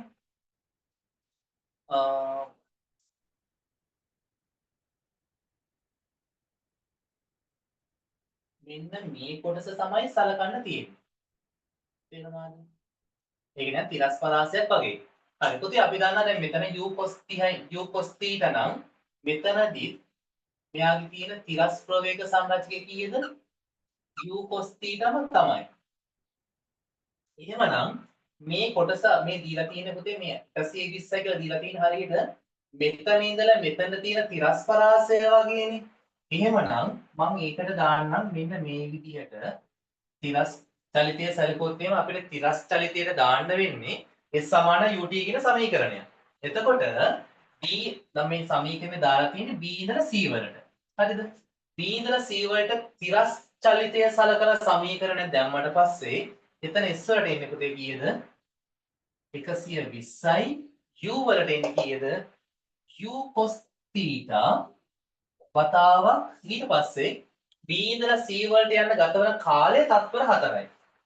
එහෙමනම් හරිම ලේසි u cos θ සමානයි කීයද? 30යි කියලා අපිට එනවා ප්‍රකාශනයක්. හරි. ඔන්න ඕක තමයි අපෙන් අහලා තියෙන්නේ. ඊළඟ කතන්දරේ C එනයින් මෙන්න මෙහෙම එකක් හොයන්න කියලා තියෙනවා. හරි. පුතේ දැන් tan θ කතන්දරයක් තියෙනවනේ. tan θ කියලා කියන මතක තියාගන්න cos sin θ බෙදින් cos θ. දැන් කොහොමද ඕක ගන්නෙ? හරි. මේ බලන්න. මෙතනදී අපිට ඇවිල්ලා තියෙන ප්‍රකාශනයක් sin θ වලට. මෙතනදී ඇවිල්ලා තියෙනවා මම මේක කියලා ගන්නම්කෝ. මෙතනදී ඇවිල්ලා තියෙනවා cos θ වලට ප්‍රකාශනයක්. එහෙනම් tan θ කොහොමද ගන්නෙ? මම A ප්‍රකාශනය බෙදන්නම් B ප්‍රකාශනය. එතකොට කොහොමද එන්නේ? u sin θ බෙදනවා u cos θ ගෙන්. ඒ කියන්නේ 40 බෙදීම 30යි. එහෙමනම් මෙතන කැපුණාට පස්සේ sin θ cos θ කියලා කියන්නේ tan θ සමානයි කීයද?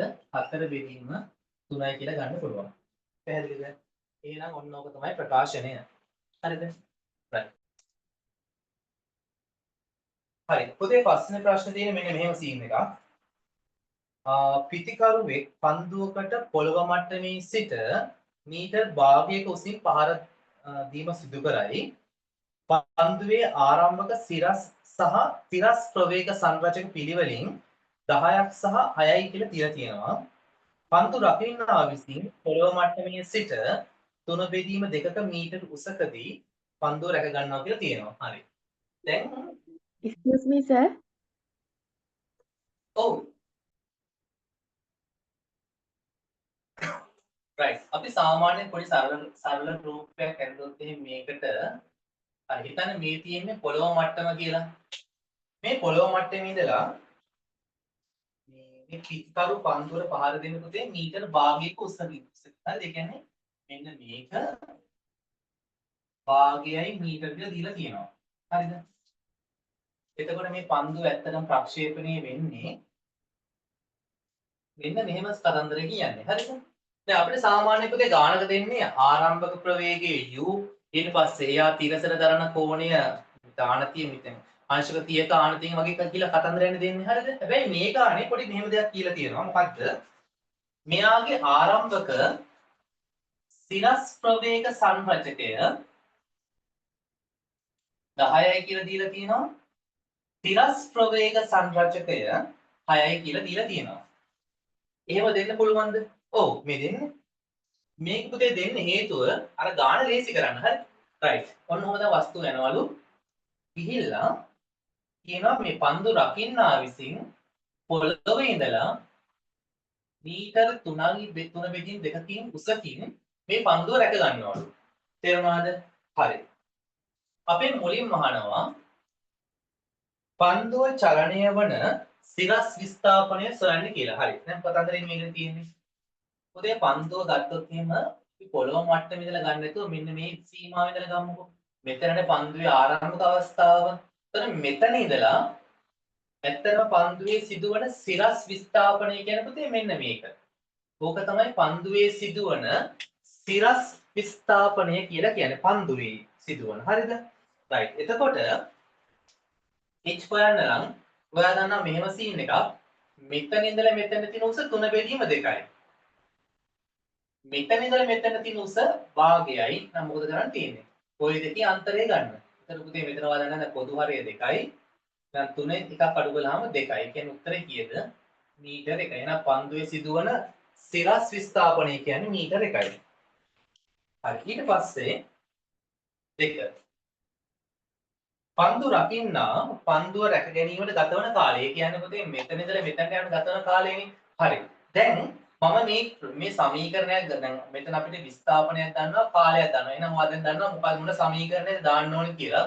පුතේ මේ ගානේදී මම මෙතන ඉඳලා විස්ථාපනය මනින්න පටන් ගන්න. ඒ කියන්නේ මෙන්න මේ තිරස් මට්ටමේ ඉඳලා විස්ථාපනය මනින්න පටන් ගන්නම්. එහෙනම් මෙතන මම A කියලා ගන්නම් මෙතන B කියලා ගන්නම්. එහෙමනම් මම A ඉඳලා B වලට කියන්නේ A වල ඉඳලා B වලට කියන්නේ සිරස් විස්ථාපන කියන්නේ මේක. මම දාන්න සමීකරණයක් සිරස් විහිලට S සමාන UT ධන භාගයේ T වර්ග දාමුකෝ. එතකොට අපි දන්නවා පන්දුවේ වෙන සිරස් විස්ථාපන කියන්නේ 1යි කියලා. මෙතනට U වලට ගන්න පුතේ කෙලින්ම ගන්න පුළුවන් කිසි කතාවක් නැහැ. 10 කියලා ගන්න පුළුවන්. වැඩි කිරීම මෙතන ඉඳලා මෙතනට යන ගතවන කාලය තමයි ඒක තමයි අහන්නේ. අපි ඒක t කියලා ගමුකෝ. ධන මෙතන එතකොට එනවා පොතේ සුළු කරද්දී a වල අපි ඍණ 10 කියලා ගන්න වෙන්නේ. වතාවක් t වර්ගය. හරි. මේක අපි සුළු කරමු බලන්න. 1 සමානයි 10යි t ඍණ 5යි t වර්ග කියලා එනවා. අපච්චි දැන් මොකද වෙන්නේ? පුතේ මේ කතන්දරේ දැන් මේක දැන් අර මොකද්ද මේ ත්‍රිපද වර්ගජ ප්‍රකාශන ලයින් එකේ යන්නේ. හරිද? රයිට්. දැන් අපි ත්‍රිපද වර්ගජ සමීකරණයක් විසඳද්දී ත්‍රිපද වර්ගජ සමීකරණයක් විසඳද්දී පුතේ ඔයාලා දන්නවා සීන් එක මොකද්ද කියලා. හරිද? මෙහෙම ගන්නකෝ.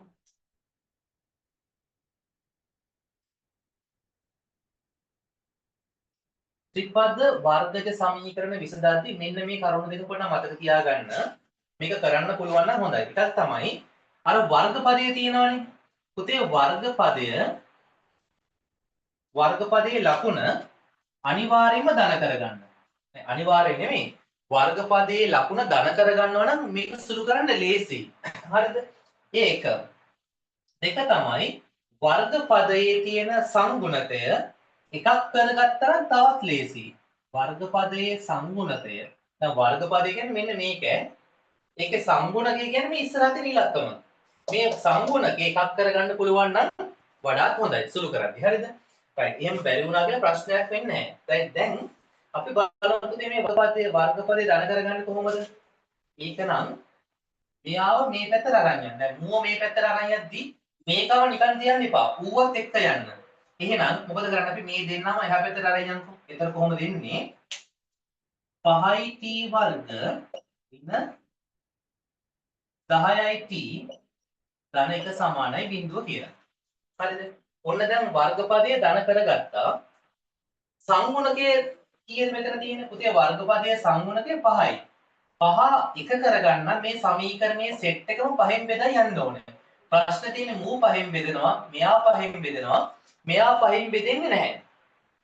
ඒ නිසා අපිට මේ වර්ගපදයේ සංගුණකයේ එක කරගන්න ගියොත් එහෙම මට වාතයි. හරිද? හරි. අවුලක් නැහැ. අපි දැන් එකක් කරගත්තනේ. හරි. එහෙමනම් පුතේ අපි දැන් මේක වර්ග මේ සාධක හොයමු. දැන් ඔයා දන්නවා මේකෙදි සාධක හොයන්නේ එකට නෙමෙයි කීයටද? මේ සම්ගුණකය මේකෙන් වැඩි කරගෙන උත්තරේ. කියන්නේ කීයද? ධන 5ට තමයි සාධක හොයන්න ඕනේ. හරිද? right. එතකොට මෙතන ඉන්නේ 5t වර්ග ඍණ 10t ධන 1 සමානයි බිඳුවනේ. දැන් ඔයා සීන් එක දන්නවා මොකද්ද මේ සාධක හොයන්න ඕනේ පුතේ ධන 5ට. හරිද? ධන 5ට තමයි සාධක හොයන්න ඕනේ. ඒ ගුණිතයෙන් ධන 5 දෙන්න ඕනේ. එහෙම හැදෙනවා නම්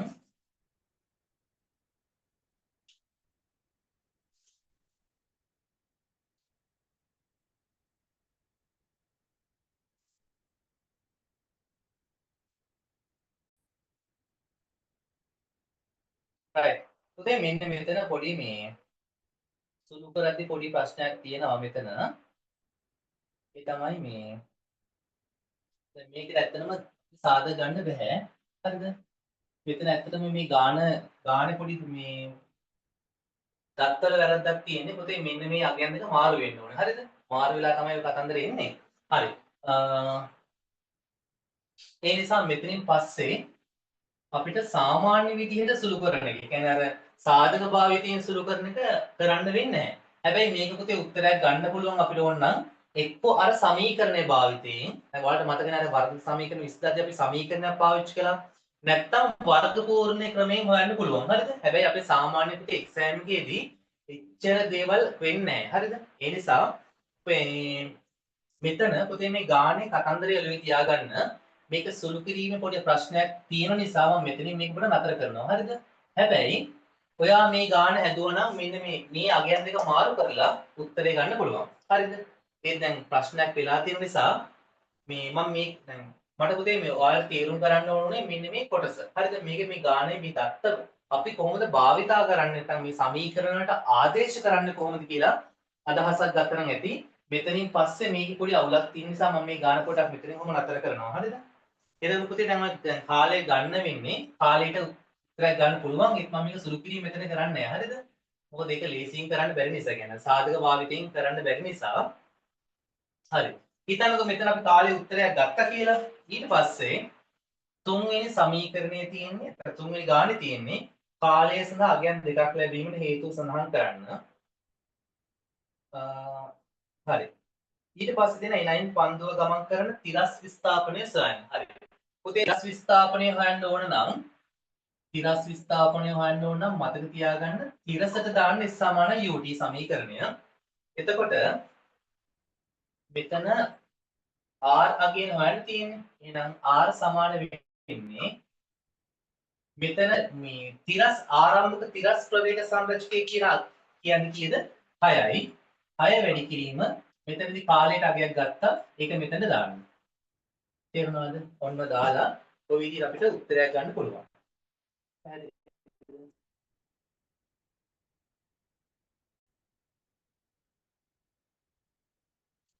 හරි.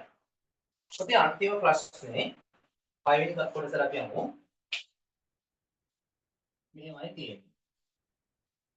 බිම සිට 125ක ඉහළින් කාලතුවක්ව රූපේ දැක්වෙන පරිදි තිරස්ව සවිකර ඇත. සතුරු සේනාව පැමිණෙන විට තුවක්කුව ක්‍රියාත්මක කර පහර දෙනු ලැබේ කියලා තියෙනවා. තුවක්කුවෙන් තිරස්ව ඉක්ුත්වන ප්‍රවේගය 120ක් කියලා තියෙනවා. එය 125 මීටර් පහළින් සතුරු සේනාවට වැදීමට ගතවන කාලය සොයන්න තියෙනවා. හරි. දැන් බලන්නකො මෙන්න මෙහෙමයි කතන්දරය යන්නේ.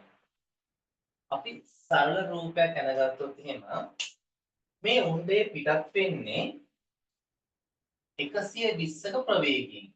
සහ මේක තිරස්ව තමයි යන්න පටන් ගන්න. මේ පුතේ මේ තිරස්ව කියන එකේ වැරදිට තේරුම් ගන්න එපා. මෙන්න මෙහෙමයි. හරිද?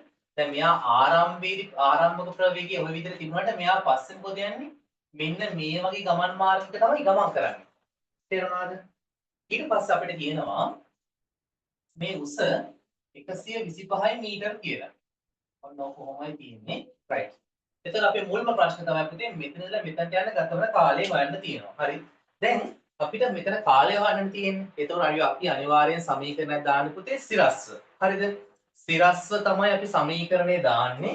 මේ වෙලාවේ මම සමීකරණේ දාන්නම් ස්ථිරස්ව 15ට. මොකද්ද ගන්න සමීකරණය? දැන් ඔයාලට තේරෙනවා මෙතනදී මේ වස්තුව මෙතන ඉඳලා මෙතනට යනවා කියන්නේ පුතේ මේ එයාගේ තිරස් චලිතය සැලකුවොත් එහෙම මෙන්න මෙහෙම එකක් නේ මෙතන වෙන්නේ. හරිද? එතකොට එයා ඇත්තටම සිදු කරලා තියෙන සිරස් විස්ථාපනය 125යි. තේරුණාද? හරි.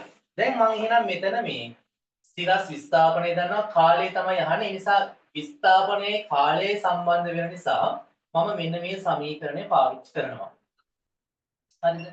හරි. එතකොට s වලට එන්නේ 125 සමානයි. පොතේ u වලට ගද්දි කීයද ගන්නෙ? හොඳට මතක තියාගන්න මෙන්න මෙතන අපිට පොඩක් වැරදෙන්න පුළුවන්. දැන් බලන්න මේ වස්තුවේ මේ ආරම්භක ප්‍රවේගය කොයි පැත්තටද තියෙන්නේ? පොතේ ආරම්භක ප්‍රවේගය තියෙන්නේ තිරස්ව. අපි සමීකරණය දාන්නේ කොහෙටද? ස්ථිරස්ව. ඒ කියන්නේ ආරම්භක සිරස් ප්‍රවේග සංරචකය අපිට සලකන්න පුළුවන් කීයේද? 0යි කියලා. මොකද හේතුව වස්තුවේ ආරම්භක ප්‍රවේගය තිරස්ව තියෙන්නේ. එහෙනම් සිරස් දිශාවට ආරම්භක ප්‍රවේගය 0යි කියලා ගන්න පුළුවන්. ඒ නිසා මේ පදය 0ක් වෙනවා. හරිද? ඒ නිසා යව සලකන්න ඕනේ නැහැ. භාගය අපි සමීකරණය 15ට දාන නිසා a වලගේ ධන 10 p වර්ගය එනවා. මේක එතකොට මෙතන 5යි 125 පහෙන් බෙදුවාම පස්සේ අපිට එනවා 25 සමානයි t වර්ගය කියලා. එහෙනම් t සමානයි තත්පර 5යි කියලා එන්නේ. ඊට පස්සේ දෙවෙනි ප්‍රශ්නේ ඔන්නේ බිමට ළඟා වීමේදී සිදු කර ඇති තිරස් විස්ථාපනය සොයන්න. හරි. ඒ කියන්නේ මෙන්න මෙයාගේනේ පුතේ තිරස් විස්ථාපනය නැත්නම් තිරස් පරාසය හොයන නිසා කෙලින්ම අපි සමීකරණ දාන්න කොහෙද? තිරසට s සමාන ut. දාද්දී u වල ගියාම මෙතනදී නම් මේ ආරම්භක ප්‍රවේගය කියලා තිරස් ප්‍රවේගය 120යි. මෙතන ඉඳලා මෙතනට යන ගතවන කාලය තත්පර 5යි. ඒ නිසා තිරස් විස්ථාපනය නැත්නම් තිරස් පරාසය කියන්නේ කීයද? මීටර 600යි කියලා එනවා. තුන්වෙනි ප්‍රශ්නේ උණ්ඩේ බිම වැදීමට මොහොතකට පෙර උණ්ඩේ ප්‍රවේගයේ විශාලත්වය සහ දිශාව සොයන්න කියලා කියනවා. හරි. පුතේ බලන්නකෝ. දැන් මෙහෙම. හරිද? දැන් මෙයා මෙතනදී කොහොම වදිනවද බිමට? හරි. අපි මෙහෙම ගමුකෝ. මොකද වදිනවා. වදිනකොට ඔයා දන්නවා මෙහෙම සිද්ධියක්. මෙයාගේ තිරස් ප්‍රවේගයක් තියෙනවා. සිරස් ප්‍රවේගයක් තියෙනවා. මම ඒක මෙතනින් අඳින්නම්. ඌට තිරස් ප්‍රවේගයක් තියෙනවා. සිරස් ප්‍රවේගයක් තියෙනවා. අපි ආගමු vx කියලා. මේක vy නම් පුතේ දැන් ඔයාට තිරස් එක. يعني vx ලගේ ආය අමුතුවෙන් හොයන්න දෙයක් නැහැ. මොකද හේතුව? මොකද අපි දන්නා ප්‍රක්ෂිප්තයක තිරස් පරාසයෙන් හැමතැනම නියතගයක්. එහෙනම් ආරම්භයේ තිරස්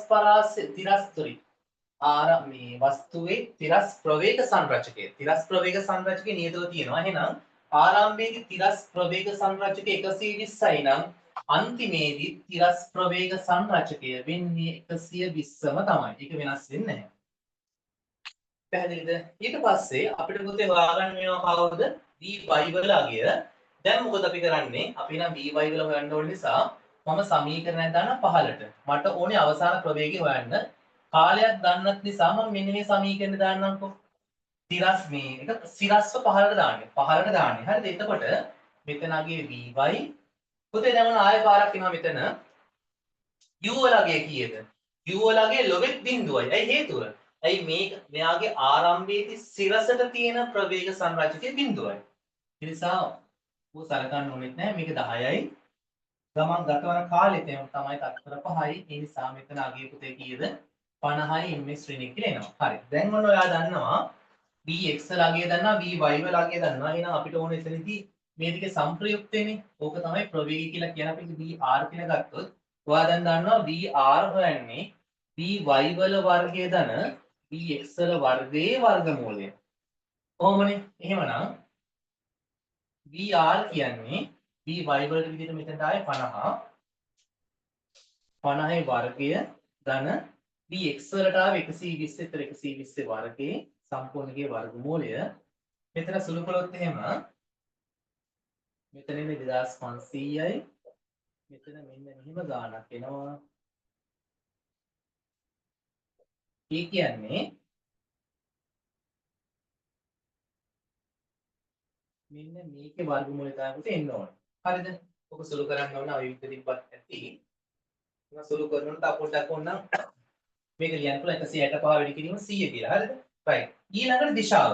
පුතේ දිශාව හොයන්න අපි මම හැම වෙලාවම කියු දෙයක් තමයි දිශාව ගන්න තිරස මේ සංප්‍රයුක්තය තිරස සමග සාධන කෝණය තමයි අපි ඔය දිශාව කියලා සලකන්නේ. එහෙනම් දිශාව හොයන සමීකරණය තමයි මේක. මොකද්ද? tan alpha සමානයි vy බෙදීම vx. එහෙමනම් tan alpha සමානයි මෙතන vy අගය කීයද? 50යි vx අගය 120යි. මේක කැපුණාට පස්සේ අපිට එනවා alpha සමානයි tan inverse 5 බෙදීම 12යි කියලා. ඔන්න දිශාව සහ ප්‍රවේගය ආවා. පැහැදිලිද? right. ඔය තමයි පුතේ මුල්ම කොටසට උත්තරේ වෙන්නේ.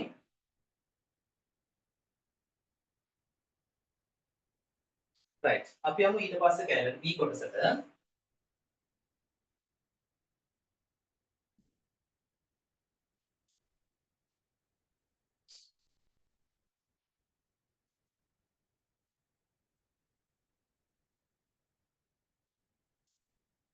B වල තියෙන මෙන්න මෙහෙම කතන්දරයක්.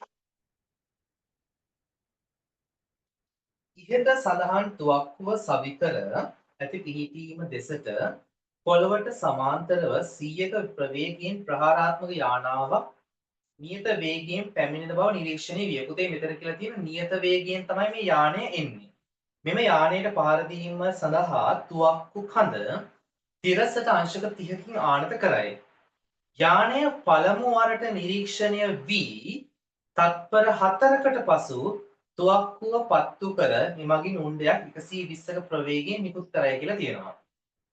ඉහළම ලක්ෂයේදී උණ්ඩය යානය හා ගැටේ කියලා තියෙනවා. අර උණු කතන්දරයක් කියලා තියෙනවා. හරිද? right. මේ බලන්නකෝ. දැන් ඔන්න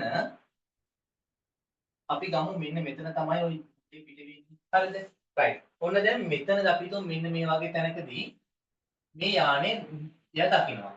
හරිද? ඔන්න දැන් තමයි දකින්නේ. අපි තුන් මේක මෙයා මෙතන දකින්නවා කියලා. ඊට පස්සේ පුතේ යානය දැකලා මෙතනින් උණ්ඩයක් නිකුත් කරන්න. මෙතනදී උණ්ඩයක් නිකුත් කරන්න තත්පර 4ක් ගත වෙනවා කියලා තියෙනවා. පැහැදිලිද? යානය දැකලා ඒකට උණ්ඩයක් මෙතන නිකුත් කරන්න තත්පර 4ක් යනවා කියලා තියෙනවා. එතකොට ඒ තත්පර 4 තුල මෙයා මොකද කරන්නේ? ඌ මෙතන නම් පොල් ගාගෙන ඉන්නවද? නැහැ. මෙයා පුතේ ඉස්සරහට චලනය වෙනවා. ඒ කියන්නේ මෙතනින් උණ්ඩයක් පිට වෙන්න කලින් උණ්ඩයක් පිට වෙන්නකොට මේ යානය තත්පර 4ක් ඉස්සරහට ගමන් කරනවා. තේරුණාද? එහෙනම් යානය තත්පර 4ක් ඉස්සරහට ගමන් කරනවා.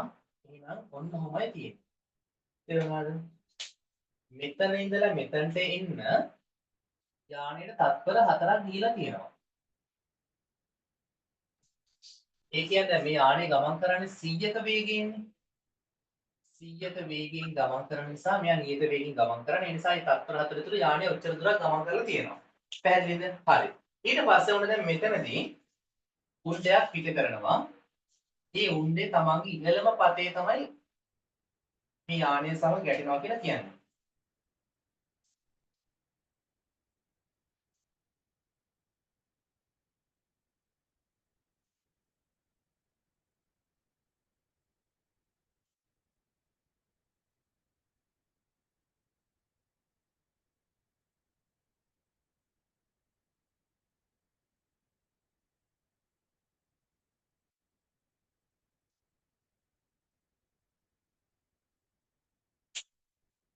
හරි. පුතේ යාන එතකොට මෙන්න මේ වගේ තැනකදී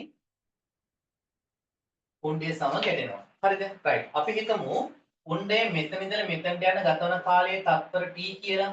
එහෙමනම් යානය ඒ තත්පර t තුල ගමන් කරපු දුර තමයි මේ තියෙන්නේ. පැහැදිලිද? දැන් ඔන්න ඔය සිද්ධි ටික මුලින්ම තේරුම් ගන්න ඕනේ. පැහැදිලිද? right. අපෙන් අහන මෙන්න මෙහෙම සින්දයක්. උණ්ඩේ යානයේ ගැටෙන මොහොත දක්වා උණ්ඩේ ගත වූ කාලයත් උණ්ඩයේ තිරස් විස්ථාපනයත් සොයන්න කියලා තියෙනවා. හරි. දැන් මෙහෙම ගමු පුතේ. උපරිම ලක්ෂයේදී මේ ගැටුම සිදු වෙන්නේ. උපරිම කියලා කියන නිසා උපරිම ලක්ෂයේදී ගැටුම සිදු වෙන නිසා මේ උණ්ඩයේ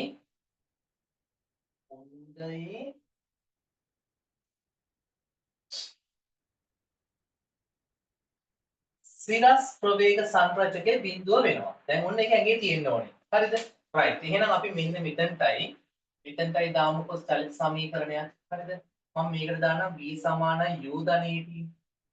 මම මේකට දාන්නේ පුතේ සිරස් වීලට දාන්නේ. එතකොට මෙතන වේගයේ බිඳුවයි u කියලා කියන්නේ 120 දැන් බෙදන්නේ මේ විභේදනය කරන්න ඕන නිසා 120යි sin 30 ඍණ t 10 වතාවක් t කියලා ගමුකෝ.